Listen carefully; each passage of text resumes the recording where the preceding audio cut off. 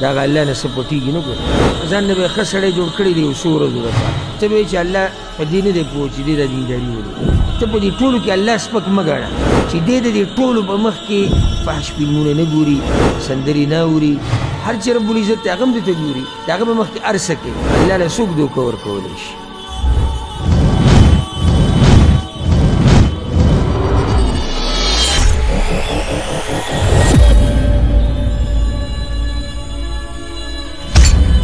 د هغه الله نه څه پټېږي نه ګوره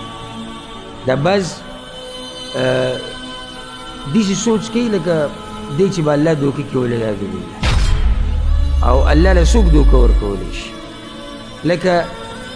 ځان نه به یې ښه سړی جوړ کړی دی یو څو ورځو لپاره ولې لکه غم راغلی دی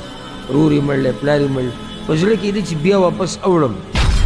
خپل زوړ حالات ته به یې چې الله په دې نه دی پوه چې دې دا دینداري ولري او دې دا کار ولې کوي دې دا سپینه ټوپۍ ولې ده دې دا ګیره کټه کړې ولې ده ده په لاس کې تسبیح ولي نو د الله سره سیده اوسېږه ځکه چې الله ستا په پټو باندې هم پوه دی او ستا په ښکاره باندې هم پوه دی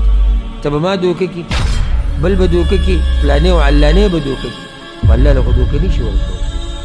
د دیوال نه اخوا هغه تا اینیم او ستا اوریم زه نه ستا اورم د دیوال نه اخوا نه تا اینم د دیوال نه اخوا ته ما دوکه کولی شي په زړه کې دې درنه څه دي ما ته پته نشته خو رب العزت ته خو د هر څه پته نو چې د هر څه ورته پته ده نو بیا د الله سره خپله معامله صفا ساته دا سوچ مه کوو چې الله ستا نه یوه لحظه یو سیکنډ ستا په ژوند کې داسې نه راځي چې الله تعالی غافل او الله ته د هغې پته او هغه الله به څنګه خبر زموږ د هر څه نه چې کله خوله راله د پیغمبر صلی الله علیه وسلم خواله او د خپل خاوند شکایت یې وکړو او عایشه رضی الله عنها وایي زه په خوا کې به دې بله کوټه کې ومه غوږ مې ایښودی و د دروازې په دې چون کې چې خوله څه وایي نو یې څه خبرې راتلې او څه نه راتلې او الله رب العزت آیتونه نازل کړو قد سمع الله قول التي تجادلك في زوجها یقینا الله واورېده خبره د هغه زنانه چې تا سره یې باز کوو د خپل خاوند په باره کې د عرش نه الله هغه خبرې واورېدې عرش او په خوا کې عایشې رضی الله عنها یو دیوال اخوا خبرې واضحه وانه اورېدې چې هغې څه نو د هغه الله نه ګوره څه نه پټېږي د انسان نه ځان پټول دا تا انسان په دوکه کې اچوي چیرې زه پلاني نه پټ یم او پلاني نه پټ یم او شیخ صاحب مې نه ویني او مولوي صاحب مې نه ویني او پلار مې نه ویني او نیکان مې نه ویني او